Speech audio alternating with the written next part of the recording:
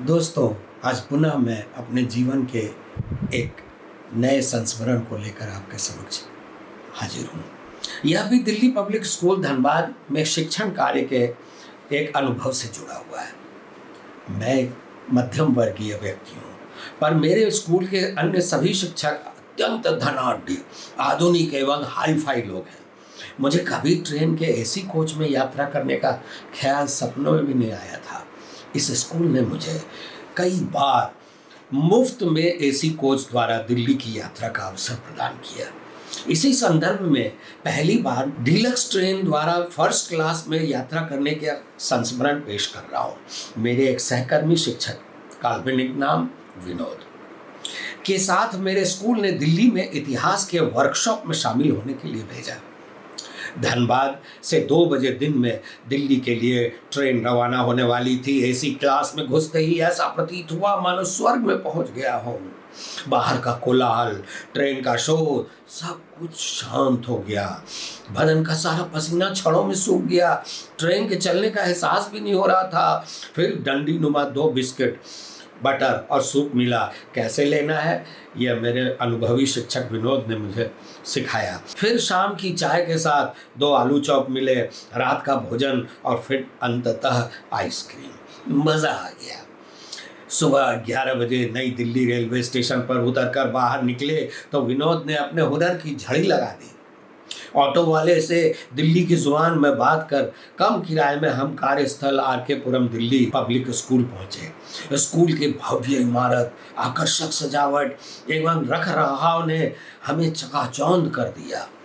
वहाँ के छात्र छात्राएं भी विदेशी प्रतीत हो रहे थे।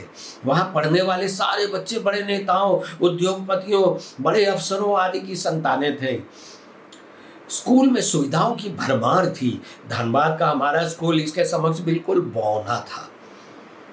स्कूल का अपना बॉयज और गर्ल्स हॉस्टल देखने लायक था। हम रहे झारखंडी। हमारी तो सबसे ज्यादा उस स्कूल में नियुक्त बिहारी दरबानों से पटी। झारखंडी है तो क्या हुआ, हम में हुनर और योग्यताएं दिल्ली वालों से बहुत अधिक भरी पड़ी हैं। हम जहाँ जाते हैं अपने झंडे गाड़ देते हैं। हम दोनों शिक्षकों को गर्ल्स हॉस्टल के नीचे बने एक बड़े से हॉल में ठहराया गया था।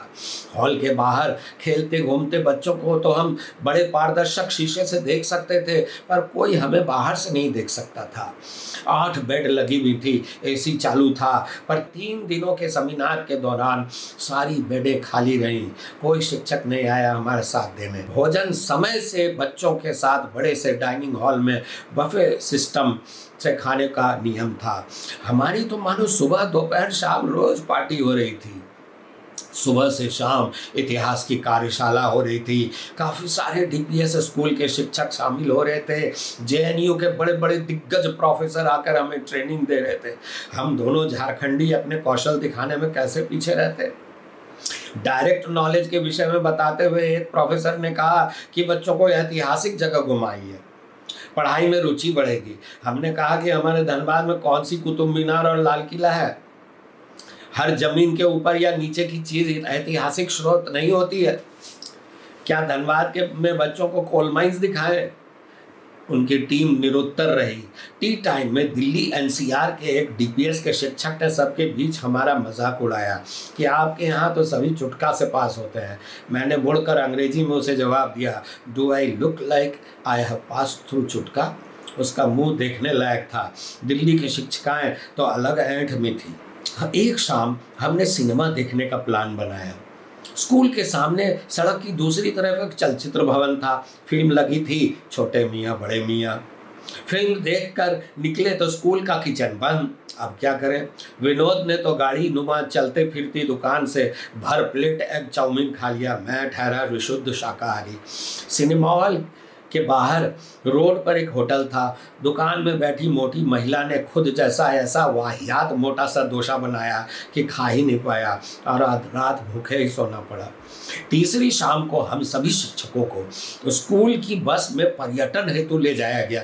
हमारे धनबाद के स्कूल में तो अब 2 बसें हुआ करती थी, आज एक भी नहीं है। यहाँ खड़ी बसें हम गिनते रह गए। 25 तो सामने लाइन से खड़ी दिख रही थी। हमें दिल्ली साउथ एक्स में लोधी डायनेस्टी के बहलोल लोधी के मुख्य सलाहकार काले खां का मकबरा दिखाने ले जाया गया। एक बांग्ला भाषी गाइड हमारे साथ था। यह मकबरा साउथ एक्स के बीच बाजार में स्थित है।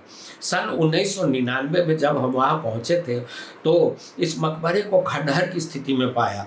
आज पुरातत्व विभाग ने इसका जीर्णोद्धार कर डाला है। जैसे ही हम शिक्षक शिक्षिकाओं की टोली पतले से रास्ते से भीतर घुसे तो पाया कि वह मकबरा एक पार्क के बीच में स्थित था। पार्क गंदा और झाड़ियों से भरा पड़ा था। कुछ लड़के वहाँ क्रिकेट खेल रहे थे। बैटिंग एक शराब में धुत नौजवान कर रहा था। जैसे ही हम उसके समीप पहुंचे उसने झटके से विनोद की कलाई पकड़ ली और पूछा, तुझे कितने जा रहे हो? विनोद बोला, उत्थे मकबरा देखने जा रहा हूँ। वह बोला, उत्थे मत जाना, उत्थे भूत रहता है, भूत, और कलाई छोड़ दी। अब तो मानो सारे शिक्षकों को सांप सूंघ गया। उनके कदम ठिठक गए। ऑलमोस्ट अंधेरा होने वाला था। सारा पार्क तब झाड़ झंखाड़ों से भरा हुआ था। वातावरण भी भूताहा लग रहा था और मैं और मेरा मित्र और गाइड नहीं रुके। भीतर एक छोटा लड़का कब्र के समीप टूटे झरोखे से पैर लटकाए बैठा था। हम दोनों को उसने खुद पर घटी एक अनोखी घटना बताई कि कैसे वहाँ आने से उसके दोस्त की मृत्यु हो गई थी।